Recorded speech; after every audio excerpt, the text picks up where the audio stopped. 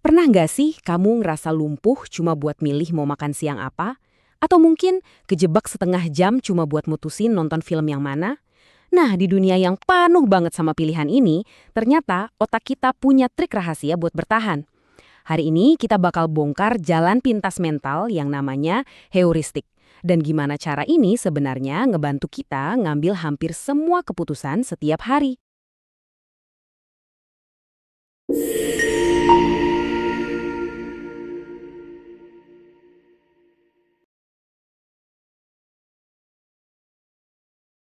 Oke, kita mulai dari sini ya. Kita akan bahas sebuah masalah yang saya yakin banget kita semua pernah ngalamin.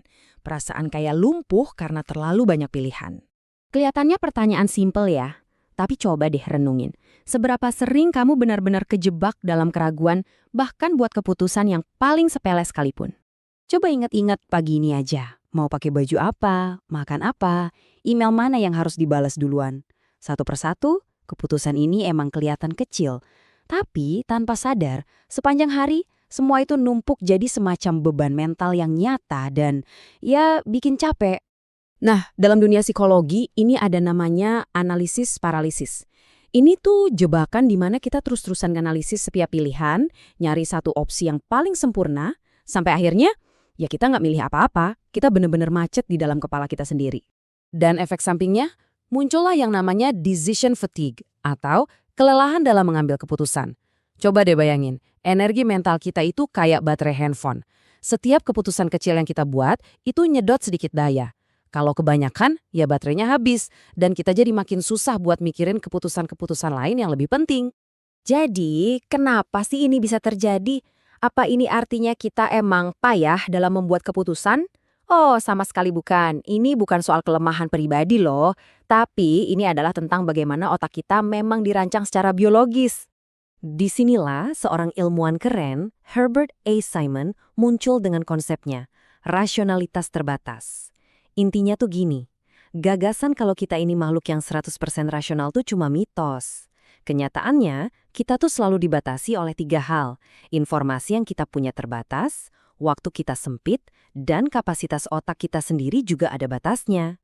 Nah, saya suka banget sama ilustrasi ini. Lihat deh, otak kita seolah-olah ada di dalam penjara. Ini visual yang pas banget buat ngegambarin rasionalitas terbatas.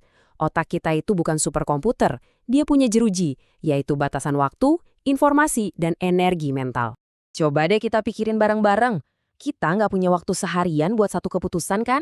Kita juga nggak pernah tahu semua fakta yang ada, dan otak kita bakal capek kalau harus mikirin semuanya.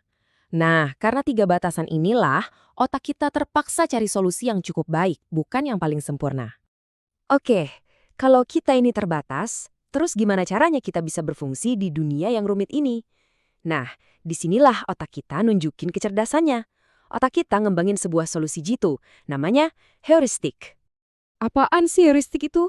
Gampangnya gini, heuristik itu adalah aturan praktis atau jalan pintas mental. Heuristik ini ngebantu kita buat motong kerumitan, nyaring informasi yang nggak penting, dan akhirnya sampai ke sebuah keputusan dengan cepat dan efisien. Nah, ini poin yang penting banget. Menggunakan jalan pintas mental itu bukan tanda kemalasan loh. Justru sebaliknya, ini adalah sebuah adaptasi cerdas dari otak kita. Tujuannya bukan buat nyari jawaban terbaik yang kadang mustahil, tapi buat nemuin jawaban cukup baik yang bikin kita bisa terus maju. Oke, cukup ya teorinya. Terus, gimana caranya kita bisa menggunakan jalan pintas ini secara sadar? Ada 3 aturan praktis yang bisa langsung kamu coba hari ini juga. Ini dia 3 jurus andalannya. Pertama, persempit pilihan kamu. Kedua, fokus pada satu hal yang paling penting. Dan ketiga, kasih dirimu batas waktu. Yuk kita bedah satu persatu. Aturan pertama, pangkas pilihanmu. Kalau kamu dihadapkan sama 20 pilihan restoran, paksa dirimu untuk milih 3 aja. Proses penyaringan ini ampuh banget karena maksa kita buat fokus sama apa yang benar-benar kita mau dan ngebuat keputusan akhir jadi jauh lebih ringan. Aturan kedua ini soal fokus. Coba lihat contoh ini, pas milih tiket kereta. Kalau kamu udah mutusin kalau kriteria utamamu adalah harga termurah, ya udah, semua hal lain kayak fasilitas atau durasi perjalanan bisa langsung diabaikan. Keputusan yang tadinya rumit tiba-tiba jadi simpel banget kan?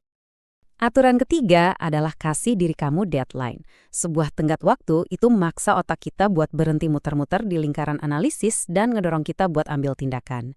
Ini cara ampuh buat mutus siklus analisis paralisis dan mastiin kamu nggak kehilangan kesempatan cuma karena kelamaan mikir. Jadi semua ini ngebawa kita ke sebuah ide yang besar, sebuah perubahan cara pikir, berhenti ngejar kesempurnaan, dan mulailah menerima apa yang cukup baik. Teori-teori klasik dulu ngebayangin kita ini kayak economic man, makhluk super rasional yang selalu nyari solusi optimal. Tapi Herbert Simon nawarin gambaran yang lebih realistis. Kita ini administrative man, kita adalah orang-orang yang mencari solusi yang memuaskan atau cukup baik dengan sumber daya terbatas yang kita punya. Kita semua ini administrative man, dan itu nggak apa-apa. Saya mau tinggalin kamu dengan pemikiran ini, yang menurut saya merangkum semuanya.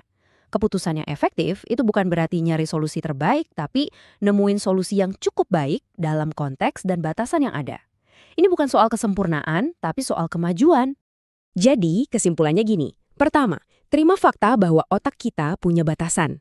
Kedua, gunakan batasan itu sebagai kekuatan dengan memakai jalan pintas cerdas atau heuristik. Hasilnya, kamu bakal bisa bikin keputusan lebih cepat, lebih percaya diri, dan dengan stres yang lebih sedikit. Sebagai penutup, saya mau kasih kamu pertanyaan ini. Coba deh pikirin satu keputusan yang lagi bikin kamu ragu-ragu saat ini. Gimana caranya kamu bisa nerapin aturan cukup baik buat nyelesain keputusan itu hari ini?